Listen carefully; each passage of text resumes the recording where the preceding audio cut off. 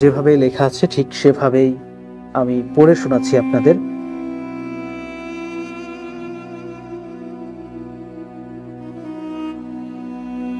আপনাদের কাছে একটি ঘটনা শেয়ার করতে চাই। ঘটনাটা আমাদের এলাকার এক বড় ভাইয়ের। ওনার নাম ছিল শিপন। তার ঘটনাটা আমার কাছে খুব ভয়ানক লেগেছে, তাই আপনাদের কাছে আমার এই মেইল পাঠালাম। শিপন ভাই আমাদের কাছে ঘটনাটা যেভাবে বলেছিলেন আমি ঠিক সেইভাবে আপনাদের সামনে তুলে ধরলাম। 7 থেকে 8 বছর আগের ঘটনা। আমরা তখন চট্টগ্রাম পুরনো রেল স্টেশনের পাশে থাকতাম। আমি তখন পুরো মাদকাসক্ত ছিলাম। প্রতিদিন রাতে বন্ধুদের সাথে রেল লাইনে আড্ডা দিয়ে মদ, গাঁজা, হেরোইন খেতাম। আমাদের পছন্দের আড্ডা দেওয়ার জায়গাটা ছিল 2 রেল লাইনের মাঝে বরাবর, মানে আমাদের ডান ডান পাশেই ট্রেন চলাচল করত। জায়গাটা পুরো অন্ধকার ছিল, ঝোপঝাড় গাছপালায় ভরা। স্টেশন গার্ড ছাড়া দিনের বেলায় কেউ সাহস করতো না ওইখানে যেতে। সবাই ওই জায়গাটাকে ভয় পেত, বলতো ওখানে নাকি অনেক মানুষ মারা গেছে ট্রেন কাটা পড়ে। আমরা ওইসব পাত্তা দিতাম না, বরং আমাদের জন্য সুবিধাই হতো। মাঝে মধ্যে দিনেও নেশা করতাম ওখানে গিয়ে। একদিন রাতে আমরা 4 জন মিলে নেশা করে ওইখানে ঘাসের উপরে শুয়েছিলাম। চাঁদের আলো ছিল, তাই ভালো লাগছিল। 4 জনই মোটামুটি মাতাল মাতাল অবস্থা। আমার হালকা চোখ বুজে আসতে হঠাৎ একটি কান্নার শব্দ শুনতে পেলাম। আমি উঠে দেখলাম আমাদের থেকে প্রায় 30 হাত দূরে ছোট্ট একটি বাচ্চা রেল লাইনের উপরে শুয়ে আছে আর কান্না করছে। আমি এই দৃশ্য দেখে ভয় পেয়ে গেলাম। আশেপাশে কোনো ঘর বাড়িও নেই যে বাচ্চাটা ওখান থেকে আসবে। তারপর আমি বন্ধুদের ডাকতে লাগলাম, কিন্তু আমার বন্ধুরা উঠলো না। ঘড়ি দেখলাম তখন বাজে রাত 3টা। প্রায় 20 মিনিট ধরে বাচ্চাটার কান্নার শব্দ শুনতে পেলাম। শব্দ বন্ধ হওয়ার পর বন্ধুদের জাগিয়ে সব খুলে বললাম। তারা বিশ্বাস করলো না, বলল হয়তো বিড়াল টিড়াল হবে। আমিও বিষয়টাকে পাত্তা দিলাম না। তারপর প্রতিদিনকার মতো সবাই ফজরের আজানের 1 ঘন্টা আগে বাসায় চলে গেলাম। বিষয়টা কেউ পাত্তা না দেওয়াটাই ছিল আমার জীবনের মস্ত বড় ভুল। কারণ এর পরদিন আমার জীবনে যে ভয়াবহ ঘটনাটি ঘটে তা ছিল যে ভয়াবহ ঘটনা ঘটেছিল তা হয়তো আমার প্রাণটাই কেড়ে নিতে আর ছিন্ন ভিন্ন করে দিতে আমার এই দেহ। ঠিক এরপর দিন আমার 4 জন মিলে আবারও সেখানে আড্ডা দেই। কার্ড খেলার পর আমরা প্রচুর পরিমাণে ড্রিঙ্কস করি। তারপর আমরা আগের মতো ওখানে শুয়ে পড়ি। ঠিক রাত 3টার দিকে বন্ধুরা আমাকে জাগিয়ে তুলল।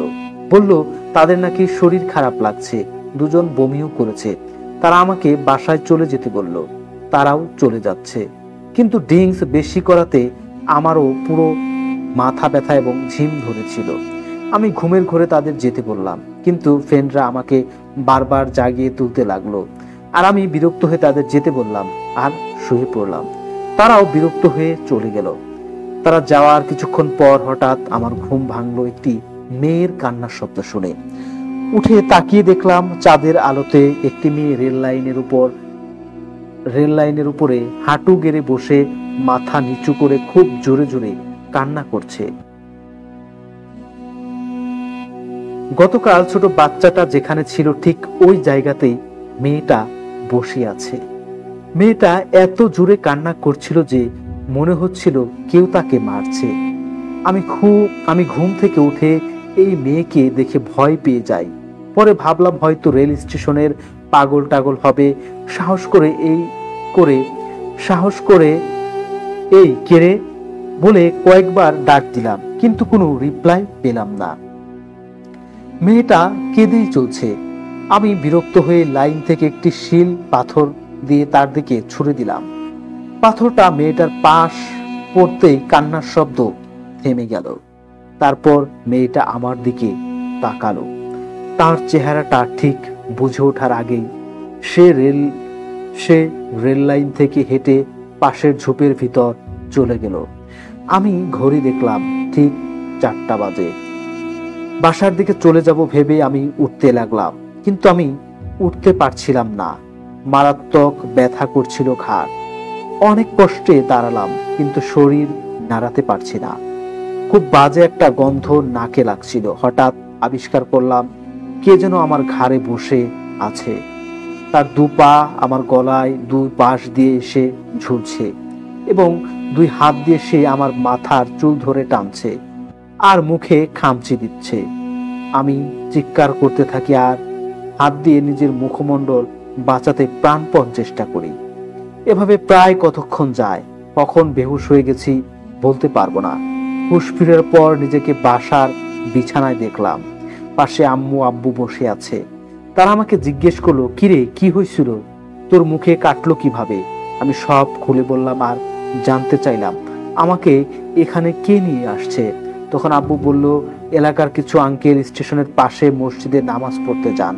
তারা লাইন ধরে হেঁটে আসছিলেন। হঠাৎ দূর থেকে লাইনের উপরে আমাকে দেখে তারা মনে করেছে কোনো লাশ, হয়তো টেনে কাটা পড়েছে। কিন্তু কাছে আসার পর আমাকে জীবিত পেয়ে তারা হাসপাতালে নিয়ে যান। এর মাঝে আমাকে স্টেশন গার্ড দেখে চিনতে পেরে আমার বন্ধুকে ব্যাপারটা জানায়। তারপর আমার ফ্রেন্ড আমার বাবাকে ইনফর্ম করে। আব্বু গিয়ে আমাকে হাসপাতাল থেকে নিয়ে আসেন। আব্বু এটাও বলেন যে আমাকে রেল লাইন থেকে সময় মতো না সরালে হয়তো আমি কাটা পড়তাম, কারণ ভোরের ট্রেনটা এর কিছুক্ষণ পরে আসে। এরপর থেকে আমি মদ গাঁজা রাতের আড্ডা একেবারেই ছেড়ে দিই। দর্শক, আমরা কিন্তু ভয়ঙ্কর আরো একটি ঘটনা শুনে ফেললাম।